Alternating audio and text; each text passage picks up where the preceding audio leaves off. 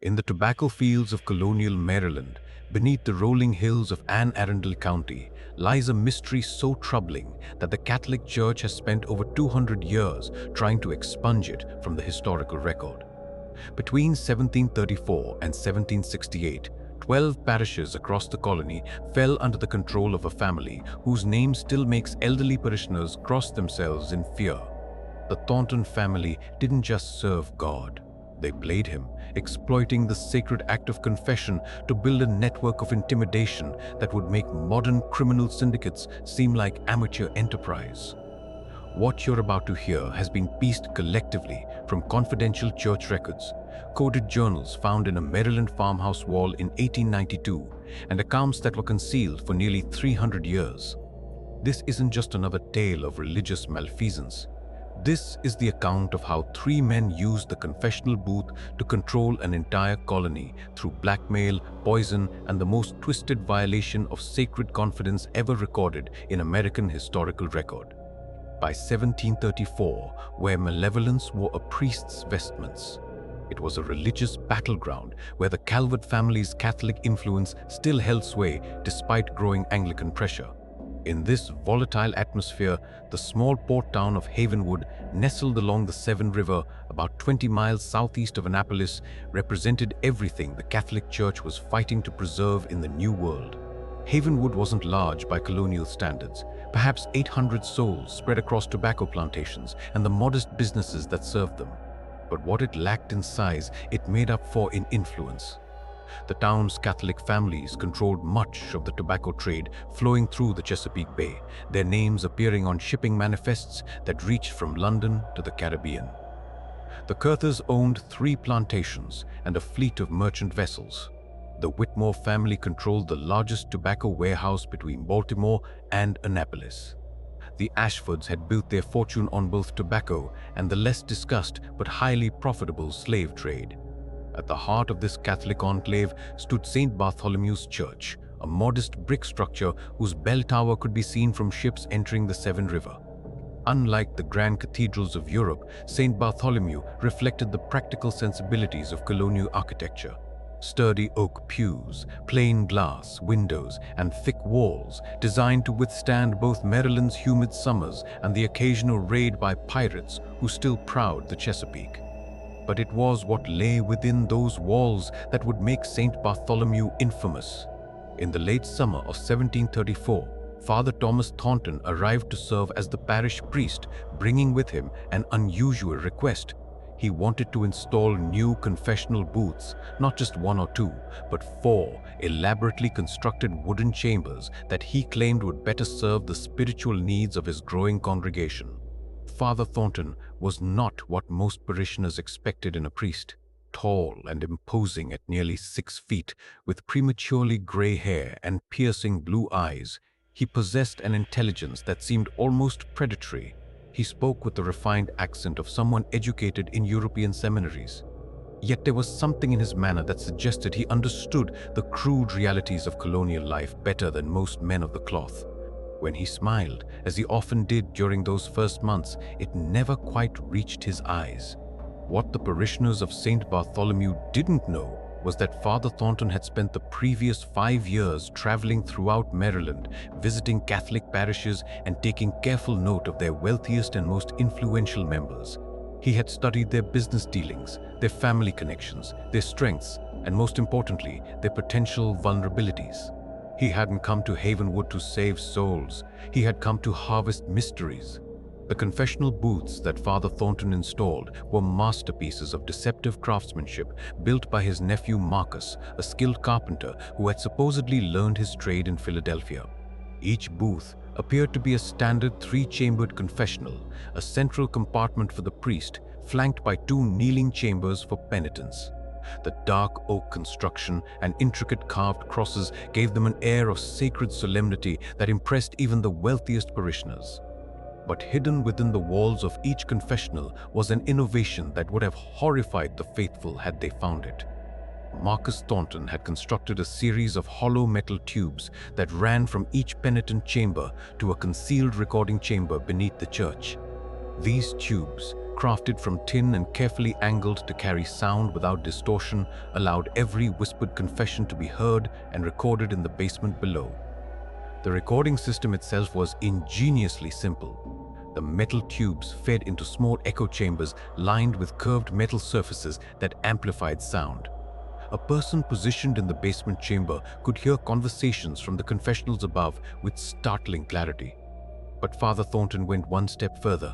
He trained his younger nephew Samuel to transcribe these conversations using a cipher of his own devising, creating permanent records of every confession made. In St. Bartholomew, the first victim of the Thornton family's scheme, revealed himself on a cold February morning in 1735, though he had no idea he was walking into a trap that had been 6 months in the making. Richard Whitmore entered St. Bartholomew that Tuesday morning, carrying a burden that had been eating at him for weeks. As one of Havenwood's most successful tobacco merchants, Whitmore was known throughout the colony for his strict adherence to Catholic doctrine and his generous donations to the church. His reputation was built on integrity, fair dealing, and the kind of moral rectitude that made other merchants seek him out as a business partner. But Richard Whitmore had a mystery that would have destroyed everything he had built. 3 months earlier, while conducting business in Annapolis, Whitmore had encountered a young woman named Catherine Mills, an indentured servant who worked in the tavern where he often stayed during business trips. Catherine was 19, beautiful in the way that made men forget their vows, and trapped in an indenture contract that wouldn't expire for another 4 years. What began as casual conversation had led to something that Catholic doctrine considered one of the gravest sins: adultery. As Whitmore knelt in the confessional that February morning, his voice barely above a whisper, he poured out his guilt to Father Thornton. He spoke of his shame, his betrayal of his wife Margaret, his violation of his sacred marriage vows. He described his ongoing relationship with Catherine, his plans to purchase her indenture contract, and his intimidation that the affair would be found and destroy his family's reputation. Father Thornton listened with the practiced compassion of a confessor, offering words of comfort and assuring Whitmore that God's forgiveness was available to all who truly repented. He prescribed a penance of prayers and charitable donations, then blessed Whitmore as the merchant left the confessional with tears of relief streaming down his face. But in the basement beneath St. Bartholomew, Samuel Thornton had transcribed every word of Whitmore's confession, encoding it in the cipher his uncle had taught him. The young man's handwriting was precise as he recorded details that would soon become weapons. Catherine Mills, indentured servant at the Brass Lantern Tavern in Annapolis. Contract holder Jonathan Pierce. Relationship ongoing since November 1734. Whitmore plans to purchase indenture within the month. The transformation of this sacred confession into an instrument of blackmail began exactly 1 week later. Father Thornton requested a private meeting with Whitmore, claiming he needed to discuss a matter of urgent spiritual importance. They met in the priest's study on a Thursday evening, the room lit only by candles that cast dancing shadows on the walls, lined with theological texts. "Richard," Father Thornton began, his voice carrying a warmth that seemed genuine, "I've been praying extensively about our conversation last week. God has revealed to me a path forward that might ease your burden." Whitmore leaned forward eagerly, his face reflecting hope that his spiritual advisor had found a solution to his moral crisis. "The church has significant expenses coming in the next few months," Father Thornton continued. "We're planning to expand our charitable works, perhaps establish a fund to help indentured servants in difficult situations, young women particularly who find themselves in vulnerable circumstances." The priest's pause was perfectly calculated, allowing the implications to sink in before he continued. "I believe God is calling you to make a substantial contribution to this fund, perhaps 50 initially, with monthly donations of 10 thereafter. This would demonstrate the sincerity of your repentance while helping others who might find themselves in situations similar to Miss Mills."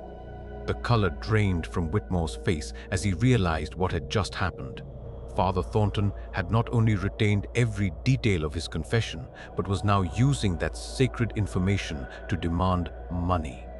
The priest's benevolent expression never wavered, but Whitmore could see something cold and calculating in those blue eyes.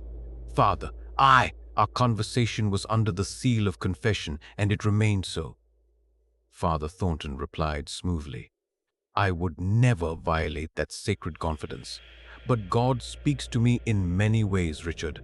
Sometimes through prayer, sometimes through divine revelation.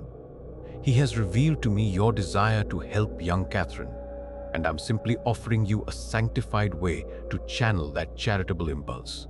Whitmore sat in stunned silence, his merchant's mind quickly calculating the implications. 50 was a substantial sum, but manageable. 10 monthly would be more difficult, but not impossible. The alternative, having his affair exposed, would destroy his marriage, his business relationships, and his standing in the community.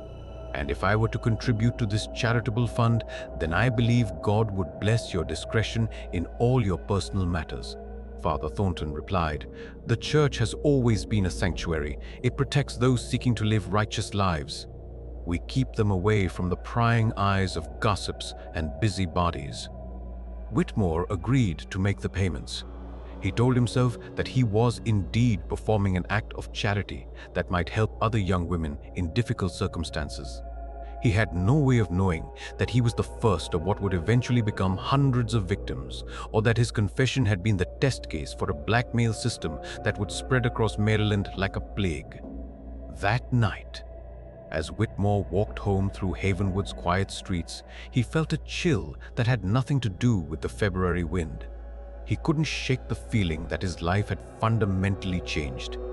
He had crossed some invisible threshold from which there would be no return. Behind him, the bell tower of St. Bartholomew rose against the star-filled sky like a dark finger pointing toward heaven, or perhaps somewhere else entirely. The success of the Whitmore blackmail convinced Father Thornton that his system was not only viable, but potentially far more profitable than he had initially imagined.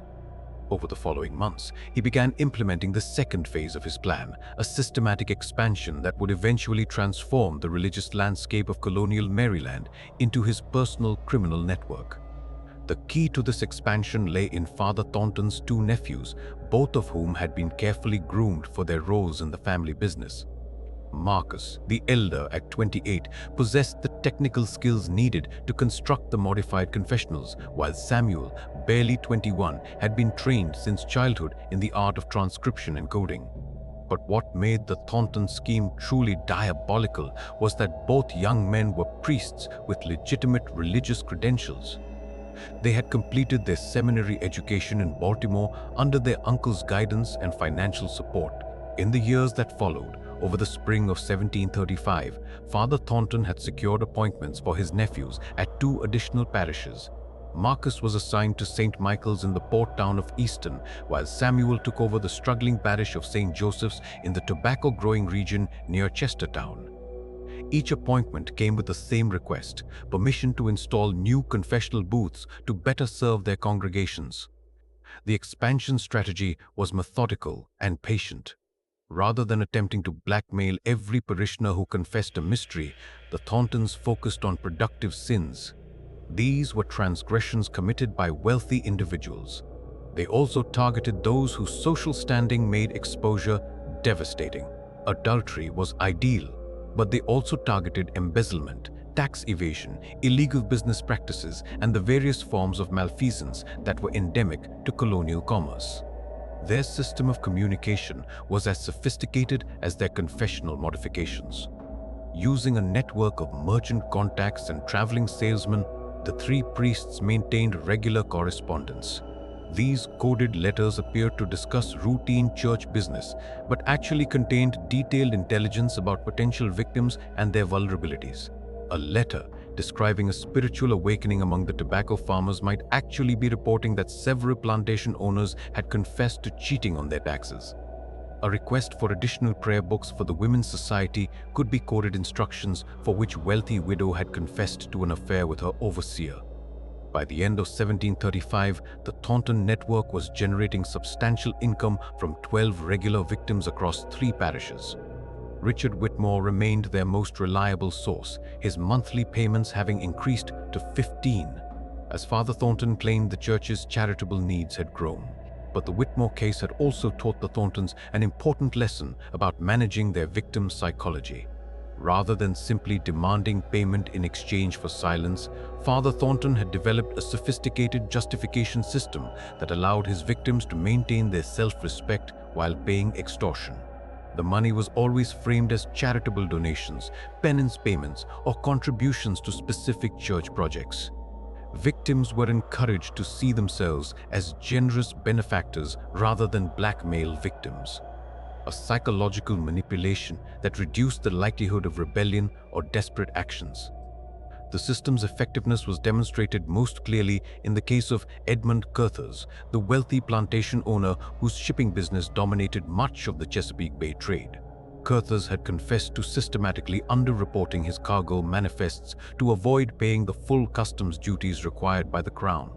This practice, while common, was technically treason and punishable by the seizure of all his assets. When Father Thornton approached Curthers about making a substantial contribution to the church's mission among the poor, the plantation owner initially resisted.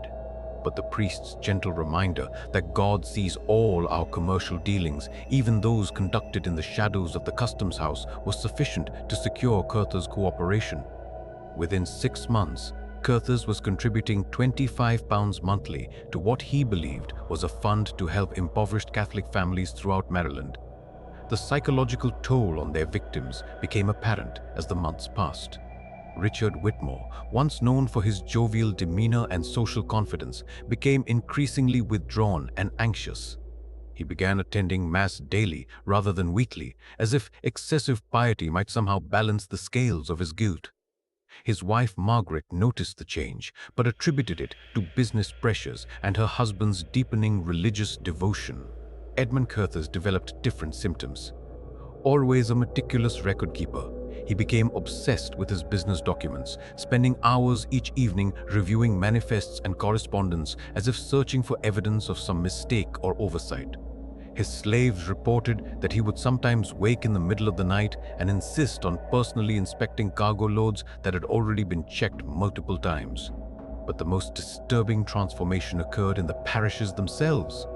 The Thornton priests had created an atmosphere of spiritual intensity that bordered on the fanatical. Their sermons focused heavily on themes of hidden sin, divine punishment, and the necessity of complete honesty before God. They encouraged frequent confession, sometimes suggesting that parishioners who went more than a week without confessing their sins were risking eternal damnation.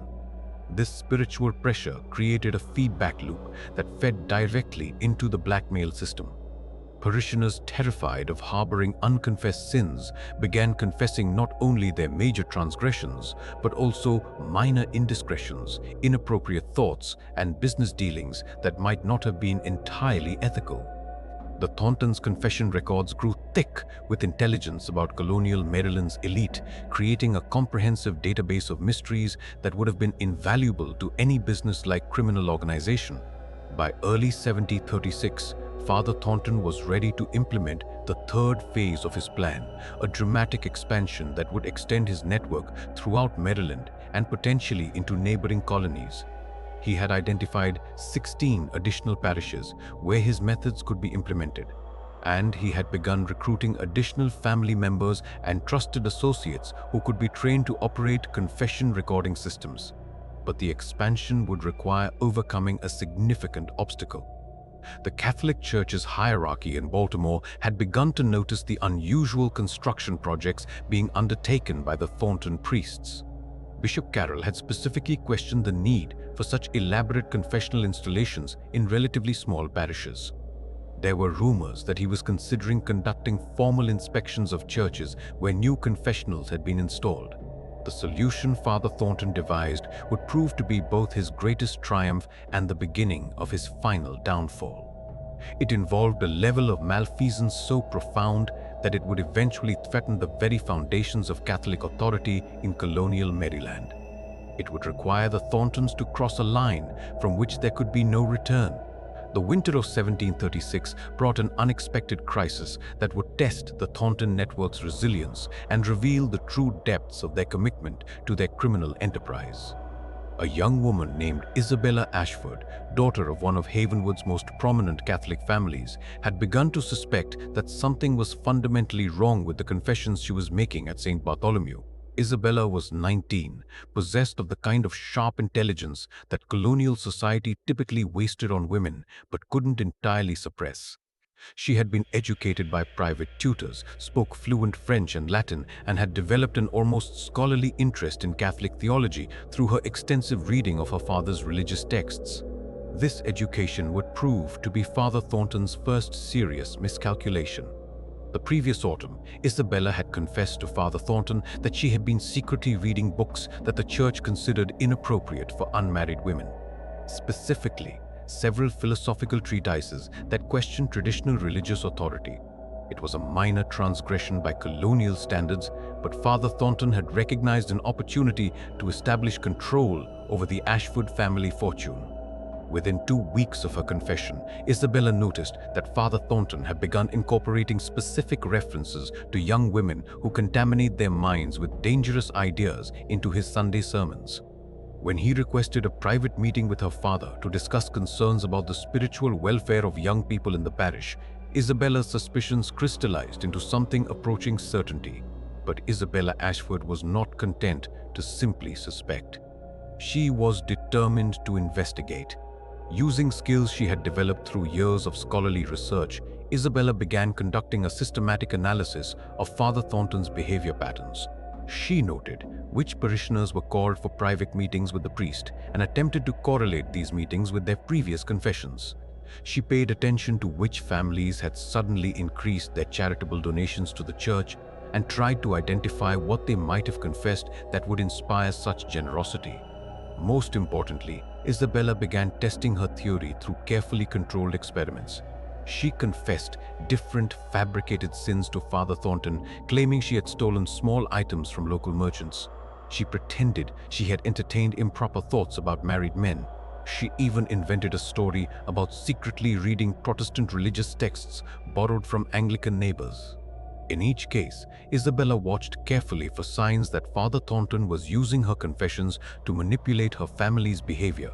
When she confessed to borrowing a silk handkerchief from Whitmore's general store, Father Thornton's next sermon included pointed references to theft. When she invented a romantic interest in a married tobacco merchant, the priest began counseling her father. He emphasized the importance of finding Isabella a suitable husband. But the experiment that convinced Isabella she was dealing with something far more sinister involved a deliberate lie about her family's business practices. She confessed to Father Thornton that she had overheard her father discussing plans to avoid paying customs duties on a shipment of European goods by falsely declaring the cargo as religious materials exempt from taxation. This confession was pure fiction. Isabella's father was scrupulously honest in his business dealings. Yet within days, Father Thornton had requested a private meeting with James Ashford. The priest wanted to discuss the spiritual implications of certain business practices that might compromise a man's standing before God. Isabella realized with growing horror that Father Thornton was systematically using sacred confessions to blackmail his parishioners. But her investigation also revealed something even more disturbing. The scope of the operation appeared to extend far beyond St. Bartholomew's parish. Through discreet inquiries among her social connections in Annapolis and Baltimore, Isabella found that several other Catholic parishes had recently installed elaborate new confessional booths. When she mentioned the names of the priests involved, Marcus and Samuel Thornton, a pattern began to emerge that suggested a coordinated criminal enterprise operating under the cover of religious authority. Armed with this intelligence, Isabella made a decision that would have been unthinkable for most colonial women. She decided to confront Father Thornton directly. She requested a private meeting under the pretense of seeking spiritual guidance about her upcoming engagement to Jonathan Pierce, a young merchant from Annapolis whom her parents had selected as a suitable husband.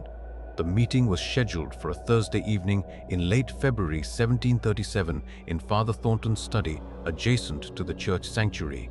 Father Thornton received Isabella with his usual display of paternal warmth, offering her tea and expressing his pleasure at her family's happiness about the engagement.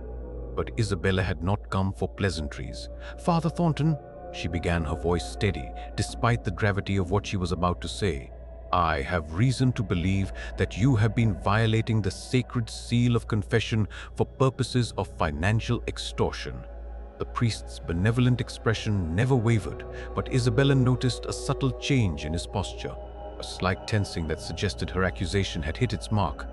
"My dear child," Father Thornton replied with gentle concern, "I fear that your upcoming marriage and the natural anxieties it brings may be causing you to have troubled thoughts.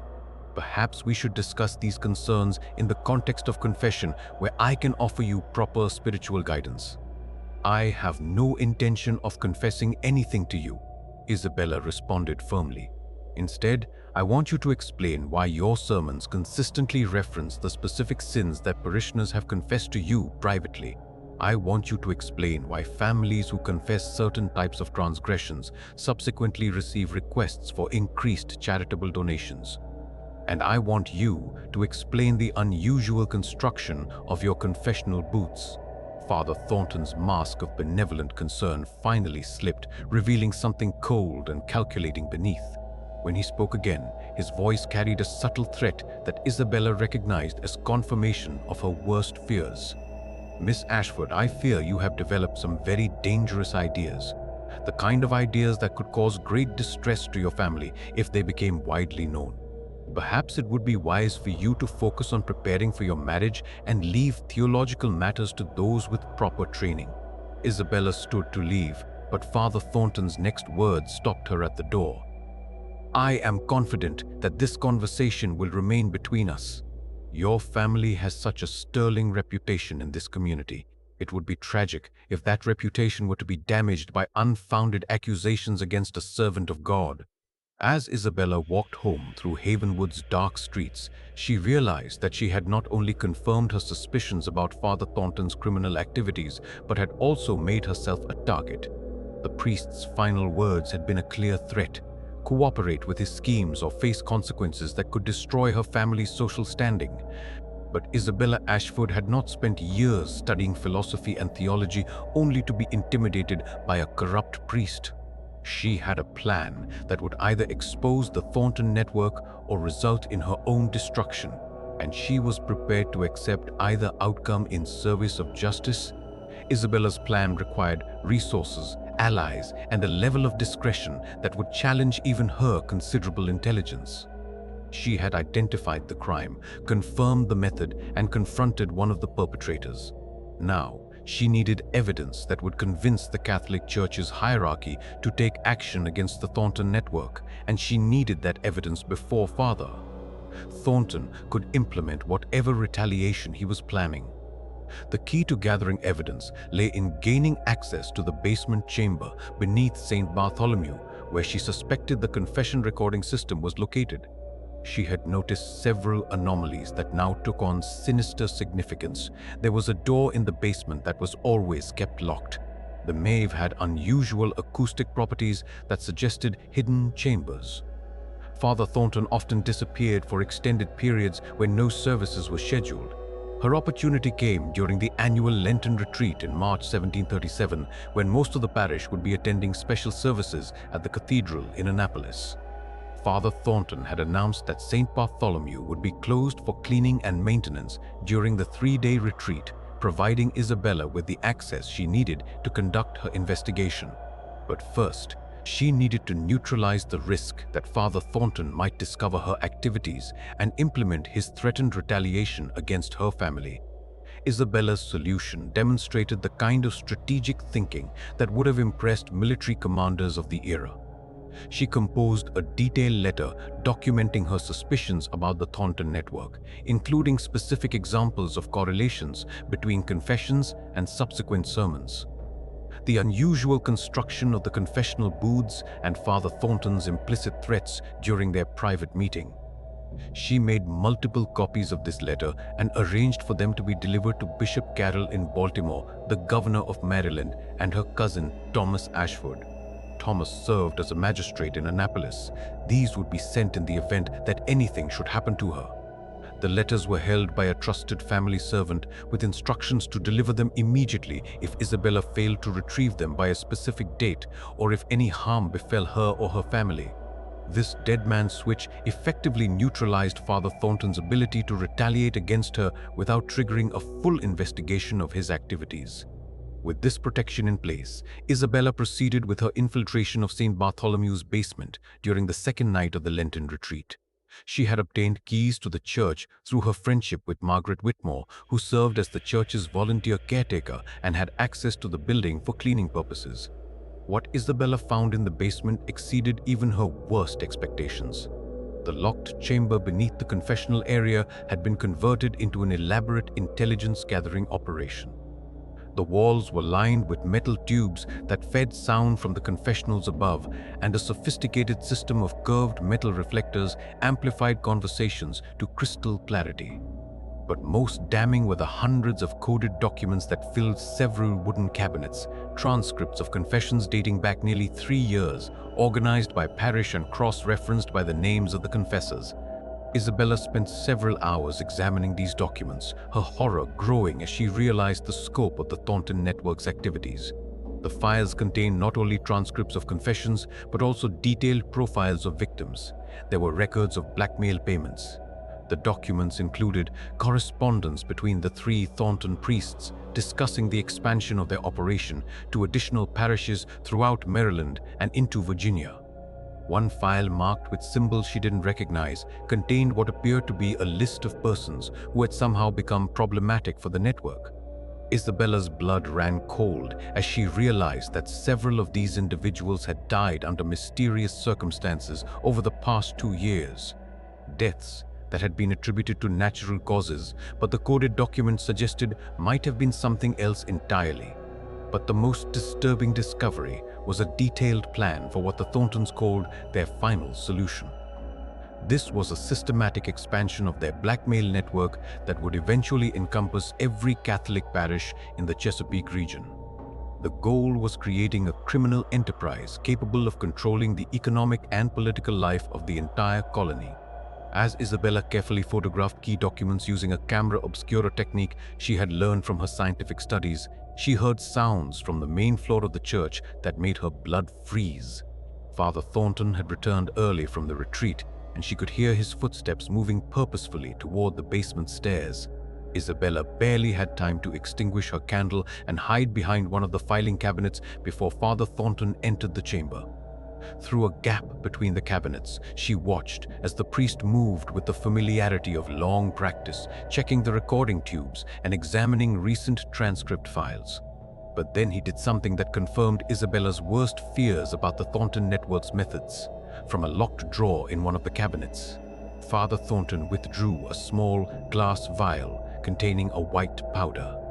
Isabella watched in horror as he carefully measured a portion of the powder into a separate container, then sealed both vials and returned them to their hiding place. Even in the dim candlelight, Isabella recognized the substance from her studies of chemistry and medicine. Arsenic, the poison that had become known as inheritance powder for its effectiveness in removing inconvenient relatives. Father Thornton spent nearly an hour in the basement chamber reviewing files and making notes in his coded journal. When he finally left, locking the chamber door behind him, Isabella remained hidden for another hour before daring to emerge from her concealment. Her investigation had not only confirmed the existence of the blackmail network, but had revealed something far more sinister. The Thorntons were prepared to commit murder to protect their criminal enterprise. The following morning, Isabella retrieved her letters from the servant and added additional pages documenting her basement discoveries, including detailed descriptions of the poison she had witnessed Father Thornton handling. She then faced a terrible decision. Should she wait to gather additional evidence that might ensure the Thorntons' conviction, or should she trigger the investigation immediately to prevent potential murders? The decision was made for her when she learned something terrible. Richard Whitmore had fallen violently ill after taking communion at Sunday Mass. This occurred after taking communion at Sunday Mass. He exhibited symptoms that perfectly matched arsenic poisoning. This happened after taking communion at Sunday Mass. As Whitmore lay dying in his home, Attended by a physician who attributed his condition to a sudden fever of unknown origin, Isabella realized something terrible. The Thornton network had begun eliminating persons who might pose a threat to their operation. She had less than 24 hours to expose the conspiracy before more victims joined Whitmore in the grave. But the Thorntons had been operating their network for nearly 3 years, and they had contingency plans that Isabella was only beginning to understand. When she awoke the next morning to find 2 men watching her house from across the street, she realized that her own life was now in immediate danger.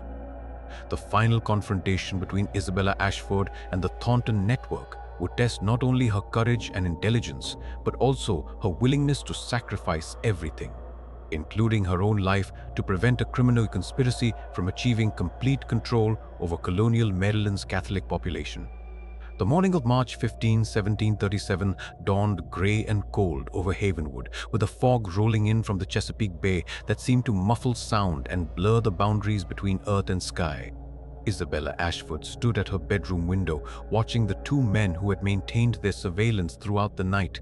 Their breath was visible in the cold air as they pretended to engage in casual conversation. They never took their eyes off the Ashford residence.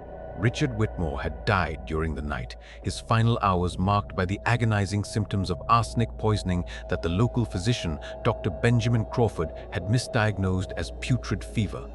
Isabella knew that Whitmore's death was both a message and a declaration of war. The Thorntons were prepared to kill anyone who threatened their operation, and she would be next unless she acted immediately. But Isabella had spent the sleepless night preparing for this confrontation, and she had devised a plan that would either destroy the Thornton network or expose their crimes so publicly that even their deaths couldn't silence the truth. The key to her plan lay in exploiting the one weakness she had identified in their operation: their arrogance and their absolute confidence that colonial society would never believe accusations made by a young woman against respected priests.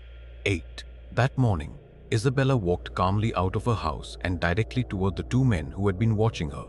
Their surprise at her bold approach gave her the few seconds she needed to speak before they could react.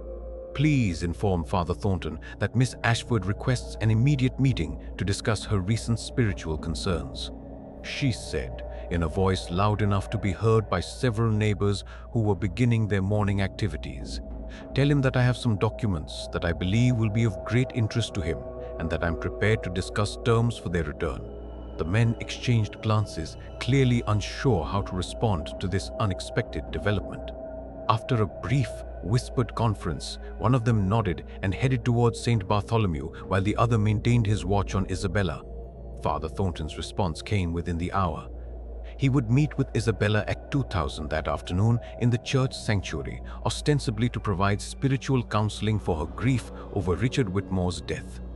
The meeting location was perfect for Isabella's purposes.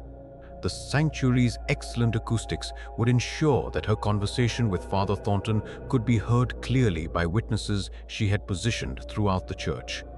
Those witnesses included her cousin Thomas Ashford, the magistrate from Annapolis who had arrived that morning in response to Isabella's urgent message. Dr. Benjamin Crawford was also there, and Margaret Whitmore, who had agreed to help Isabella despite her own grief because she suspected that her husband's death was connected to his mysterious monthly payments to the church. But Isabella's most important witness was Bishop Carroll himself, who had traveled from Baltimore after receiving Isabella's detailed letter about the Thornton network. The bishop had initially been skeptical of accusations made against 3 of his priests, but Isabella's evidence had been compelling enough to warrant a personal investigation. At exactly 2:00, Isabella entered St. Bartholomew's sanctuary to find Father Thornton waiting for her at the altar. His usual benevolent expression replaced by something cold and predatory.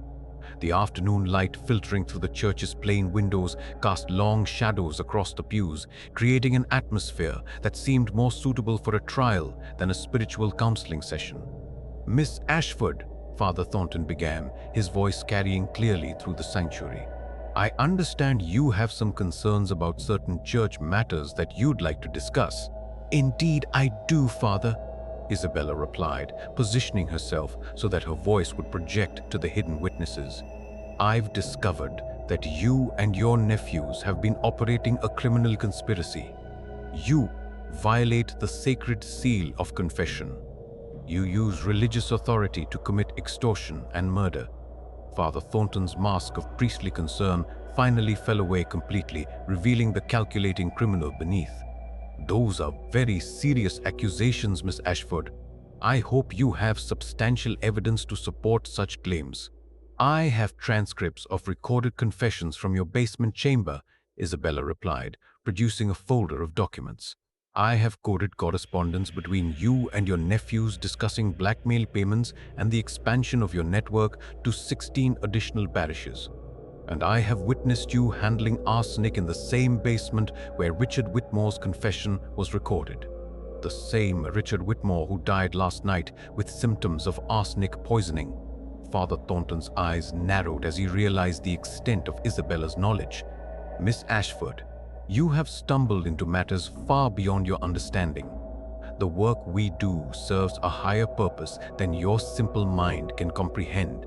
Enlighten me, Father, Isabella said, her voice steady despite the danger she knew she was facing. Explain to me how blackmailing your parishioners and poisoning those who threaten to expose you serves God's purpose. Father Thornton stepped closer, his imposing height casting a shadow over Isabella. The Catholic Church in Maryland exists at the pleasure of Protestant authorities who would destroy us at the first opportunity. We have created a system that ensures the survival and prosperity of our faith by securing the loyalty of our most influential members. Those who contribute generously to our cause receive our protection. Those who threaten our mission face the consequences of their betrayal. You mean those who refuse to pay your extortion demands are murdered? Isabella said bluntly. I mean that God works through his servants in mysterious ways, Father Thornton replied. Richard Whitmore had become unreliable. He was beginning to ask questions, demanding to see how his charitable contributions were being used. He represented a threat to our entire operation. Isabella felt a chill as she realized that Father Thornton was essentially confessing to murder, apparently confident that she would not live to repeat his words. But what he didn't know was that every word was being heard by Bishop Carroll and the other witnesses hidden throughout the sanctuary. And what about me, Father? Isabella asked. Am I also a threat to your operation? Father Thornton's smile was genuinely terrifying. Miss Ashford, you are an unmarried young woman making hysterical accusations against respected priests. Who would believe such claims? Even if you were to make these allegations publicly, they would be dismissed as the fantasies of a disturbed mind.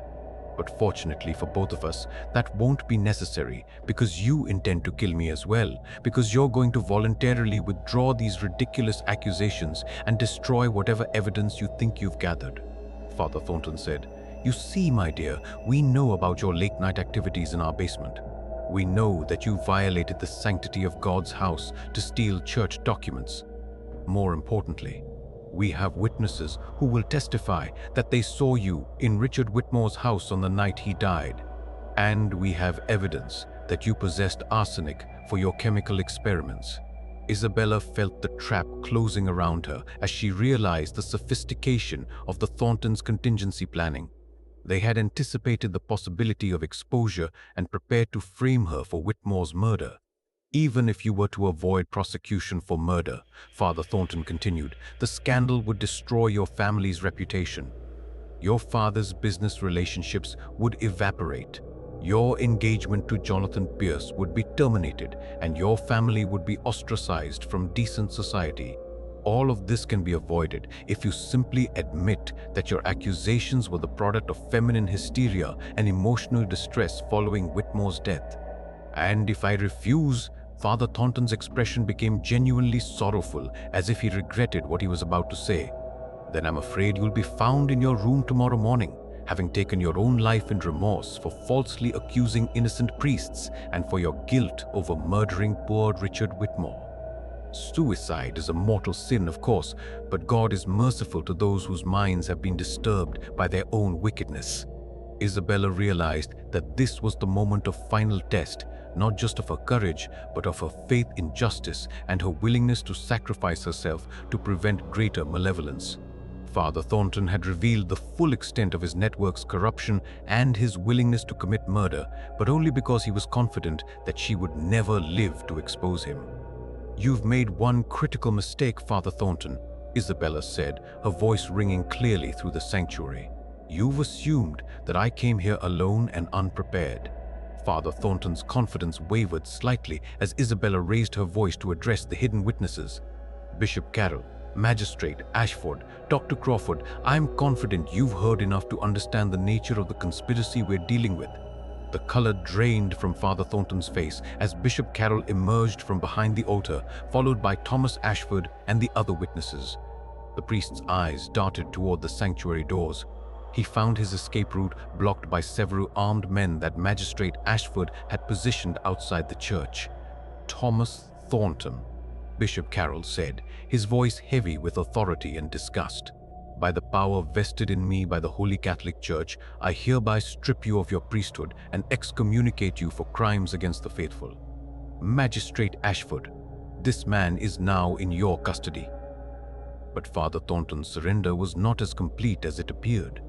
As Thomas Ashford stepped forward with shackles, the defrocked priest suddenly lunged toward a cabinet near the altar where Isabella realized he must have hidden a weapon. The final moments of the confrontation would test not only Isabella's courage, but also her willingness to use lethal force to prevent a murderer from escaping justice.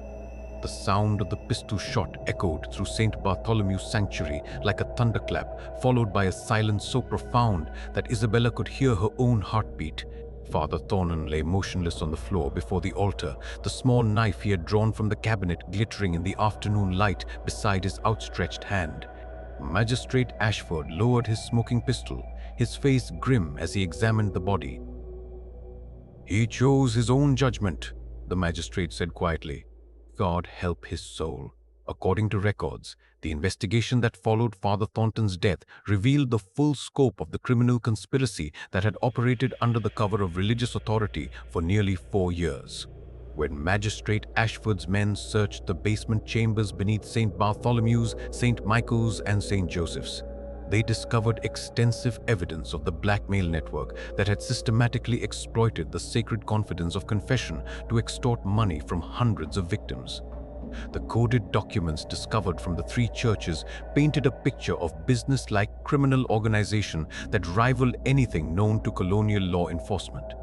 The Thornton network had collected detailed intelligence on over 2,000 families across Maryland. They maintained files that cataloged their business dealings, personal relationships, financial vulnerabilities, and most intimate mysteries. The scope of their operation had extended far beyond simple blackmail to include systematic tax evasion, customs fraud, and what appeared to be at least 7 murders disguised as natural deaths. Marcus and Samuel Thornton were arrested at their respective parishes as they attempted to destroy evidence of their involvement in the conspiracy. Both men initially claimed ignorance of their uncle's criminal activities. They insisted that they had believed themselves to be participating in legitimate church intelligence gathering. This was supposedly designed to better serve their parishioners' spiritual needs. But the coded correspondence recovered from their churches told a different account, revealing their active participation in planning blackmail operations and their knowledge of the murders committed to protect the network.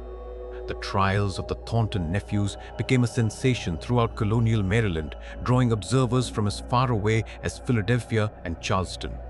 The proceedings revealed not only the mechanics of the blackmail operation, but also the extent to which the network had penetrated colonial society. Testimony from victims revealed that the Thorntons had systematically targeted the wealthiest persons and most influential Catholic families in the region. They used their confessions to manipulate everything from business deals to political appointments. Dr. Benjamin Crawford's testimony proved particularly damning when he revealed that he had treated 4 other patients over the past 2 years who had exhibited symptoms similar to Richard Wickmore's final illness. All 4 had been regular contributors to their parish churches, and all had died after what their families described as periods of increased anxiety about their spiritual well-being. Exhumation and examination of these bodies revealed traces of arsenic in concentrations that confirmed they had been systematically poisoned. The psychological impact on the Catholic community of Maryland was devastating. The revelation that 3 priests had violated the sacred seal of confession to commit extortion and murder shattered the confidence that bound the religious community collectively. Many families stopped attending Mass altogether, while others demanded that Bishop Carroll implement new safeguards to prevent similar abuses of religious authority. The economic consequences were equally severe. The Thornton Network's blackmail operation had generated an estimated $12,000 over 4 years, a fortune by colonial standards, much of which had been used to purchase property and investments throughout the Chesapeake region. The recovery and redistribution of these ill-gotten gains became a complex legal process that continued for nearly a decade after the trials concluded. Isabella Ashford's role in exposing the conspiracy made her both a celebrated figure and a controversial one. They questioned her for violating the sanctity of church property. Some wondered whether a young woman should have involved herself in such dangerous matters. The debate over Isabella's actions reflected broader tensions in colonial society about women's roles and the proper relationship between individual conscience and religious authority. The long-term consequences of the Thornton affair extended far beyond Maryland's Catholic community. The scandal contributed to growing Protestant suspicions about Catholic loyalty and provided ammunition for those who argued that Catholics could not be trusted with positions of authority in colonial society. These tensions would persist well into the Revolutionary period and beyond, influencing debates about religious freedom and the separation of church and state. Bishop Carroll implemented extensive reforms designed to prevent similar abuses. These included mandatory inspections of all church construction projects, regular rotation of priests between parishes, and new procedures for monitoring church finances. But the deeper question of how to prevent the violation of religious authority while maintaining the effectiveness of pastoral care remained unresolved. The physical modifications that the Thorntons had made to their churches were dismantled, but the buildings themselves remained in use, serving as permanent reminders of the malfeasance that had once operated within their walls. St. Bartholomew continued to serve the Havenwood community, though many parishioners reported feeling uncomfortable during confession for years after the scandal broke. Marcus Thornton was executed in the spring of 1738, having been convicted of conspiracy to commit murder and multiple counts of extortion. Samuel Thornton received a life sentence in recognition of his younger age and apparently lesser role in the planning of the murders. He died in prison less than 2 years later under circumstances that some observers found suspicious. The broader implications of the Thornton conspiracy continued to resonate throughout colonial American society for decades after the trials concluded. The case became a touchstone for discussions about religious freedom, the accountability of clergy, and the proper relationship between church and state. Legal scholars cited the Thornton precedent in debates about the limits of religious privilege and the circumstances under which secular authorities could intervene in church affairs. Isabella Ashford married Jonathan Pierce as planned, though the wedding was delayed for nearly a year while the trials proceeded and their aftermath was resolved. She never spoke publicly about her role in exposing the conspiracy, but private letters found after her death in 1782 revealed that she continued to struggle with the psychological impact of her confrontation with the Thorntons. In one letter to her cousin, written in 745, she reflected on the price of justice. "Sometimes I wonder if the truth was worth the lives it cost and the faith it destroyed. But then I remember Richard Whitmore's final agony, and I know that some malevolences must be confronted regardless of the consequences." The account of the Thornton family's criminal conspiracy serves as a reminder that malfeasance can flourish even within institutions that society holds most sacred. The price of justice often falls most heavily on those who have the courage to speak truth to power. In the tobacco fields of colonial Maryland, beneath the shadow of St. Bartholomew's bell tower, the legacy of that courage endures as a testament to the belief that no authority, religious or secular, is beyond accountability when it betrays the confidence of those it claims to serve.